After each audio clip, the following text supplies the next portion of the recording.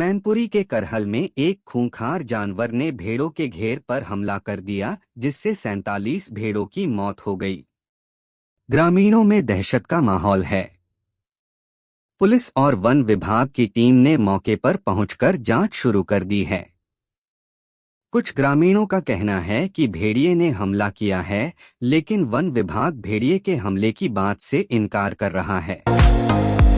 UP CM Yogi Adityanath batting Ekana stadium में UP के CM Yogi Adityanath ने रविवार को 36वें Akhil Bharatiya advocate cricket tournament की ट्रॉफी का अनावरण किया। इस दौरान सीएम योगी पिच पर उतरकर बैटिंग करते हुए दिखाई दिए। योगी जी ने 2 गेंदों पर शॉट लगाए। उनकी बैटिंग का वीडियो तेजी से वायरल हो रहा है, जिस पर फैंस लगातार रिएक्ट कर रहे हैं। राहुल गांधी के खिलाफ विशेष समुदाय पर अभद्र टिप्पणी के आरोप में दायर मुकदमे में 22 अक्टूबर को सुनवाई होगी।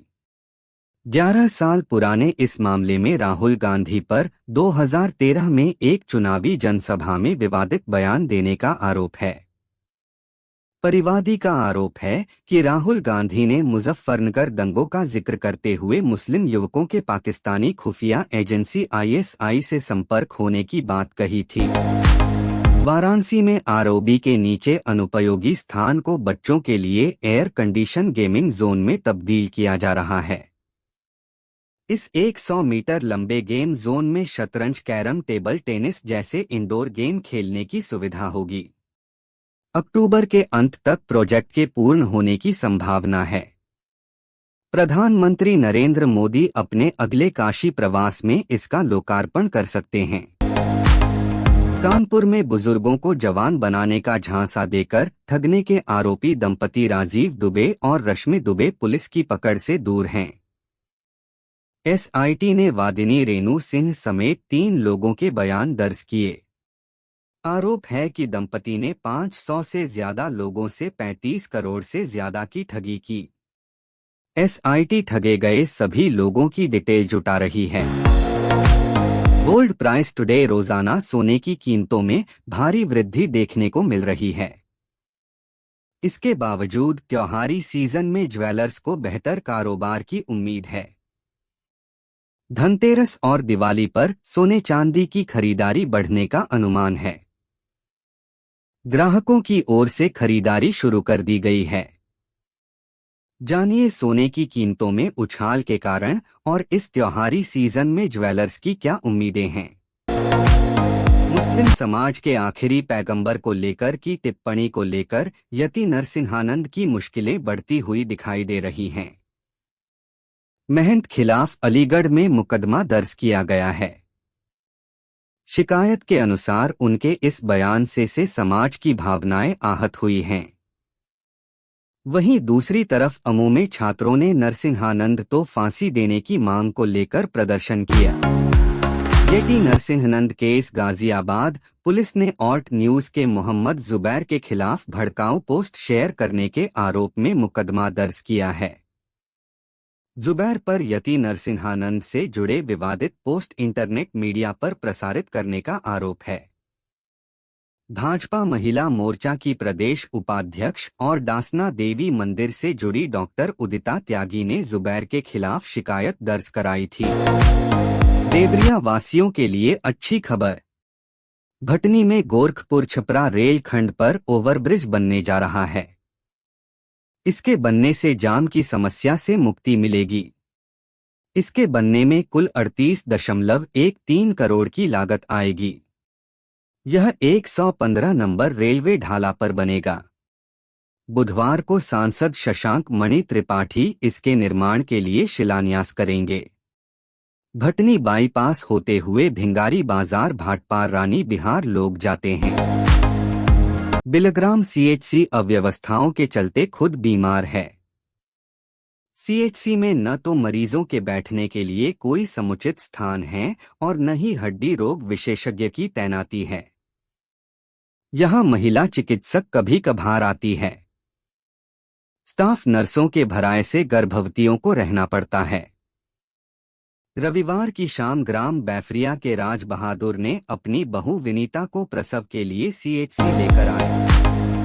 अगले 1.5 साल में 31 मार्च 2026 तक नक्सलवाद से पूरी तरह से खत्म करने की रणनीति पर मुहर लग गई।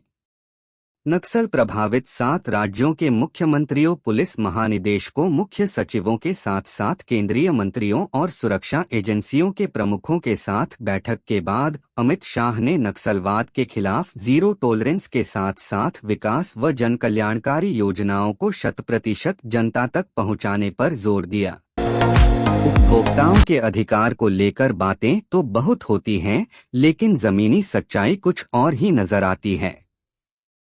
हालात यह हैं कि उपभोक्ता संरक्षण अधिनियम के अधिकार केवल फाइलों में ही सिमट कर रह गए हैं। बालाघाट के एक मामले में शख्स को 11 साल बाद उसके घटिया जूतों के एवज में रकम मिली, वह भी केवल 3,000 रुपए। मेक इन इंडिया पहल ने भारतीय मैन्युफैक्चरिंग सेक्टर को नए सिरे से मजबूत किया है। वर्ष 2014 में जब भारत का मैन्युफैक्चरिंग बेस गिरावट पर था, तब इस पहल ने उसे न सिर्फ रोका बल्कि जीडीपी में इसकी हिस्सेदारी 17% तक बनाए रखी।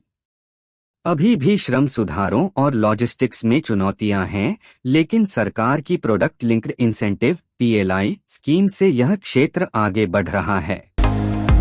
सैलरी हाइक नया साल कॉरपोरेट कर्मचारियों के लिए खुशियां ला सकता है।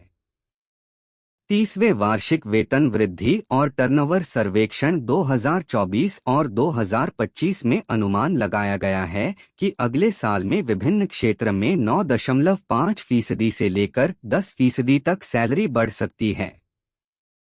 इंजीनियरिंग और मैन्युफैक्चरिंग तथा रिटेल सेक्टर में 10% की वेतन वृद्धि देखी जा सकती है। भारत का रक्षा कवच अब और भी मजबूत एवं आधुनिक हो गया है। भारत ने राजस्थान के पोखरण फायरिंग रेंज में VSHORADS के 3 सफल परीक्षण किए गए हैं। इस दौरान VSHORADS मिसाइल लक्ष्य को भेदने और मार गिराने में सफल रही। यह भारत की पूर्ण स्वदेशी पोर्टेबल रक्षा कवच है, जो कि कहीं से भी लॉन्च करने में सक्षम है। प्रधानमंत्री नरेंद्र मोदी के सार्वजनिक जीवन में मुख्यमंत्री और प्रधानमंत्री के रूप में 23 वर्ष पूरे हो गए। इस दौरान गृह मंत्री अमित शाह से लेकर पार्टी के अन्य नेताओं एवं शुभचिंतकों ने उन्हें शुभकामनाएं दी और उनकी यात्रा का स्मरण किया। अमित शाह ने पीएम मोदी को बधाई देते हुए कहा कि उन्होंने अपना पूरा जीवन राष्ट्र को समर्पित किया। पाकिस्तान के कराची में बलूच विद्रोहियों ने चीनी काफिले पर फिर से बड़ा हमला बोला है। इस हमले में कम से कम 2 चीनी नागरिकों की मौत हो गई और कम से कम 10 लोग घायल हुए हैं। यह हमला स्थानीय समयानुसार रात 11 बजे हुआ। वहीं दूसरी तरफ चीनियों की सुरक्षा के लिए पाकिस्तान ने हाल ही में बजट तय किया था। मोहम्मद मुइज़ू मालदीव के राष्ट्रपति मोहम्मद मुइज़ू का भारत को लेकर रुख एकदम से बदल गया है। कभी चीन के प्रति खुलकर लगाव दिखाने वाले मुइज़ू अब भारत के साथ नजदीकी बढ़ाने में लगे हैं। 5 महीने में दूसरी बार भारत का दौरा करने के बाद अब उन्होंने पीएम मोदी को मालदीव आने का न्योता दिया है। पीएम मोदी ने भी न्योता स्वीकार कर लिया है। राहुल गांधी अपने महाराष्ट्र दौरे के दौरान कोल्हापुर में एक वंचित किसान के घर गए, जहां उन्होंने किसान के परिवार और लेखक शाहू पटोले के साथ किचन में खाना बनाया। राहुल ने इसका वीडियो भी साझा किया है। राहुल ने कहा कि वह जानना चाहते थे कि वंचित क्या खाते हैं, कैसे पकाते हैं और इसका सामाजिक एवं राजनीतिक महत्व क्या है।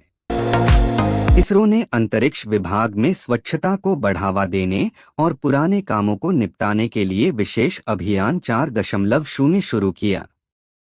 भारतीय अंतरिक्ष अनुसंधान संगठन इसरो ने स्वच्छता में सुधार और लंबित कार्यों को निपटाने के उद्देश्य से एक बड़ी सरकारी पहल के हिस्से के रूप में अपना विशेष अभियान 4.0 शुरू किया है। इसरो ने सोमवार को एक्स पर एक पोस्ट के जरिए जानकारी दी है। मलयालम फिल्म इंडस्ट्री से एक चौंकाने वाली खबर सामने आ रही है। जानी मानी मलयालम एक्ट्रेस प्रयागा मार्टिन और एक्टर श्रीनाथ भासी पर गैंगस्टर ओम प्रकाश के ड्रग्स केस में जुड़े होने का आरोप लगा है। रविवार को ही ओम प्रकाश को गिरफ्तार किया गया था। अब प्रयागा और श्रीनाथ से इस ड्रग मामले में पूछताछ हो सकती है। नीना गुप्ता की अपकमिंग वेब सीरीज 1000 बेबीज का ट्रेलर रिलीज कर दिया गया है। सीरीज में लीड रोल निभा रही नीना का अवतार रोंगटे खड़े करने वाला है। कहानी बच्चों की हत्याओं से जुड़ा है। रहमान स्टारर सीरीज का ट्रेलर रहस्य से भरा हुआ है। यह सीरीज कब और कहां रिलीज होने वाली है, जानिए सारी डिटेल्स। बिग बॉस 18 के घर में बॉलीवुड, साउथ और टीवी इंडस्ट्री से जुड़े कई सितारों ने एंट्री ली है, जिनमें से कुछ कंटेस्टेंट्स का नाता विवादों से जुड़ा है। इस लिस्ट में वायरल भाभी यानी हेमा शर्मा का नाम भी जुड़ा है। उन्होंने किसी पर और नहीं बल्कि सल्लू मियां की टीम पर ही आरोप लगा दिया था। रिहाना दुनिया की सबसे बेहतरीन सिंगर्स में गिनी जाती हैं, जिनकी नेटवर्थ मिलियन नहीं बिलियन में है। वह दुनिया की सबसे अमीर महिला म्यूजिशियन थीं, लेकिन अब उन्हें पछाड़कर हॉलीवुड सिंगर टेलर स्विफ्ट सबसे अमीर महिला म्यूजिशियन बन गई हैं। उन्होंने रिहाना को नेटवर्थ के मामले में पीछे कर दिया है। सिंगर की नेटवर्थ जानकर आप पक्का दंग रह जाएंगे। एक्ट्रेस करीना कपूर जल्द ही Ajay Devgn starrer film Singham again में नजर आने वाली हैं। आज सिंघम अगेन ट्रेलर का धमाकेदार ट्रेलर रिलीज हो गया है। ट्रेलर लुक की कुछ तस्वीरों को करीना ने सोशल मीडिया पर शेयर किया है, जिनमें वह अपने करीना कपूर हॉट लुक्स से कहर बरपाती हुई नजर आ रही हैं। रूबीना दिलाइक और अभिनव शुक्ला ने हाल ही में अपनी बेटियों का फेस पहली बार रिवील किया था। अब कपल ने बेटियों का मुंडन कराया है। कपल की बेटी करीब 10 महीने की हो गई हैं। उनके मुंडन की तस्वीरें सोशल मीडिया पर वायरल हो रही हैं।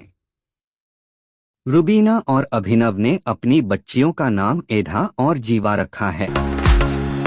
आयरलैंड और साउथ अफ्रीका के बीच 3 वनडे मैचों की सीरीज का आखिरी मुकाबला अबू धाबी के शेख जायद स्टेडियम में खेला जा रहा है। आयरलैंड ने टॉस जीतकर पहले बल्लेबाजी करने का फैसला लिया। मैच के दौरान कुछ ऐसा देखने को मिला जो शायद क्रिकेट के मैदान पर कभी ही हुआ है। आयरलैंड के सामने दक्षिण अफ्रीका का हाल खस्त हो गया। आईपीएल 2025 की शुरुआत होने में अभी काफी समय बचा हुआ है।